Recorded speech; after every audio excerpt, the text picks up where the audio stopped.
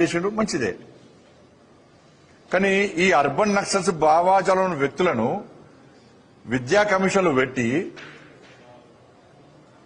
ఇలా వాళ్ళ ద్వారా నువ్వు బలవంత నివేదికలు తెప్పించుకొని ఏం సాధించినావు అంటే, మరి వీళ్ళ ద్వారా ఇవాళ ఎవరైతే అర్బన్ నక్సల్స్ ఉన్నారో, ఈ విద్యా కమిటీ చైర్మన్ ఉన్నారో వాళ్ళ ద్వారా తుపాకీ గుట్టల ద్వారా మేము ఏం సాధించలే, ఈ మావోయిజం అనేది అంతరించిపోయింది అని చెప్పించే దమ్ము రాష్ట్ర ముఖ్యమంత్రికి ఉందా? ఇటు వీళ్ళని పెంచి పోషిస్తున్న అర్బన్ నక్సల్స్ ను, ఎవరైతే మావోయిస్టులను సపోర్ట్ చేసేటువంటి అర్బన్ నక్సల్స్ లను పెంచి పోషిస్తున్నాడు, వాళ్ళ కమిటీలో చైర్మన్ వాళ్ళకు పదవులు ఇస్తున్నాడు. మళ్ళీ ఇటేమంటున్నాడు, లొంగిపోయిన మావోయిస్టులను పిలిచి వాళ్ళని పోటీ చేసే ప్రయత్నం చేస్తున్నాడు. ద్వంద్వ విధానం రాష్ట్ర ముఖ్యమంత్రి, 2-4 ధోరణి.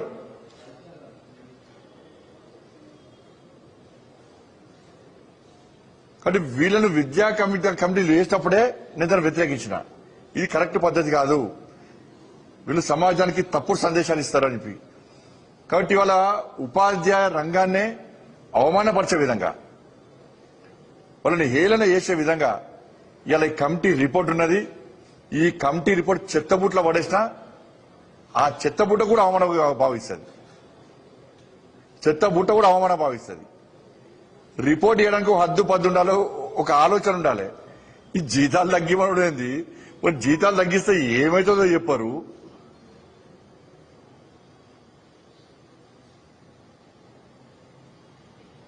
దాంతో ఏం ఫైదానో చెప్పరు. మీరు వసతుల గురించి మాట్లాడరు, విద్యారంగం ఏర్పడితే ఎదుర్కొన్న సమస్యల గురించి మాట్లాడరు, విద్యాశాఖకు ఒక మంత్రిని గ్యారంటీ పెట్టడానికి నివేదికలు రాయరు. మీరు అవి ఇవి కనబడే మీకు కళ్ళ కనబడాయి. మీకు టార్గెట్ ఎవరు? ఉపాధ్యాయులు టార్గెట్. మీకు ఏదో డిఏలు అడుగుతారు కదా, పిఆర్సీ గురించి మాట్లాడుతారు కదా.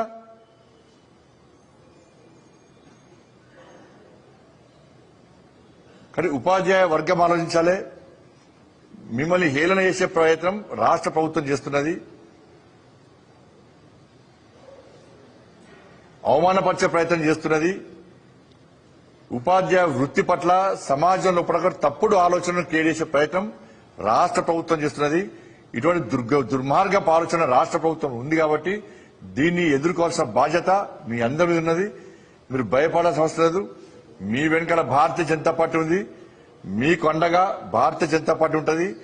రాష్ట్ర ముఖ్యమంత్రి గారికి చెప్తున్నాను, ఈ కమిషన్ రిపోర్ట్ తీసుకొని అదే రకమైన ఆలోచనతో రాష్ట్ర ముఖ్యమంత్రి ఉంటే దానికి ఏ విధంగా గుణపాఠం చెప్పాలో భారతీయ జనతా పార్టీ అదే స్థాయిలో గుణపాఠం చెప్తుంది. ఆ రిపోర్ట్ను తీసి ఆ మూసి నెలకు పడేది. ఆ రిపోర్టు పట్టించుకోవడానికి అవసరం లేదు. ఆ రిపోర్ట్ ఇచ్చినటువంటి వ్యక్తులకే నైతికత లేదు, వాళ్ళకి విజ్ఞత లేదు, వాళ్ళకి అవగాహన లేదు. వాళ్ళు ఎవరిని సంప్రదించలే, ఏసీ రూంలో కూర్చొని వాళ్ళు రాసిన రిపోర్ట్ అది. ఈ విషయంలో ఉపాధ్యాయ వర్గం అంతా కూడా జాగృతం కావాల్సిందిగా నేను అప్పీల్ చేస్తా ఉన్నా. దానికి అనుగుణంగా రాష్ట్ర ప్రభుత్వం ఆలోచిస్తే గుణపాఠం చెప్పడానికి భారతీయ జనతా పార్టీ సిద్ధంగా ఉందన్న విషయాన్ని మేము ఈ సందర్భంగా హెచ్చరిస్తున్నాం. దాంతోపాటు రైతు భరోసా సంబంధించి నిన్న రాష్ట్ర ముఖ్యమంత్రి గారికి లేఖ రాష్ట్రం, మా కిసాన్ మోర్చా మా రాష్ట్ర అధ్యక్షులు రామచంద్ర గారి యొక్క ఆదేశం మేరకు కిసాన్ మోర్చా ఆధ్వర్యంలో కూడా ఆందోళన ఇవ్వడానికి వాళ్ళు ప్లాన్ చేస్తున్నారు. ఇప్పటికీ మొదటి విడత రైతు భరోసా అయ్యలే, రైతులు ఎదురు చూస్తున్నారు. రాష్ట్ర ముఖ్యమంత్రికి నోటి నుంచి వచ్చినటువంటి వ్యాఖ్యల మీద ఆయన మాట మీద ఆయనకే నమ్మకం లేదు. ఆయన నోటి ద్వారా వచ్చిన మాటను అమలు చేయాలన్న ఆలోచన నాకు సోయలేదు. మిర్యాలగూడ సభలో రైతు భరోసా వేస్తున్నాం, మున్సిపల్ ఎన్నికలు అయిన వెంటనే రైతు భరోసా వేస్తున్నామని చెప్పి రాష్ట్ర ముఖ్యమంత్రి గారు ఆయన మిమిక్రీ చేసింది కాదు ఇది.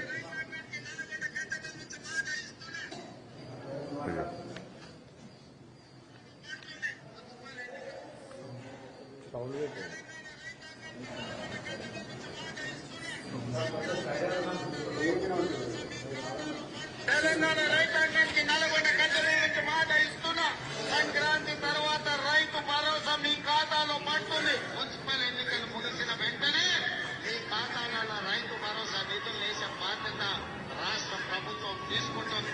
రైతు భరోసా 9 రోజుల్లోనే 9,000 కోట్ల రూపాయలు ఖాతాలేసి రైతులకు ఒక భరోసా కల్పించింది.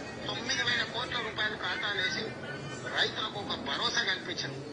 తెలంగాణ ఏం భరోసా కల్పించిన రాష్ట్ర ముఖ్యమంత్రి మొదటి విడత ఇది అప్పులో ఎగ్గొడుతూ చూసినా ఒక ఇన్స్టాల్మెంట్ బ్యాంక్ కట్టడం లేదంటే ఒక ఇన్స్టాల్మెంట్ ఎగ్గొట్టి మళ్ళీ వాడిని కృషి చేయడానికి ఇంకో ఇన్స్టాల్మెంట్ ఇస్తాడు ఇక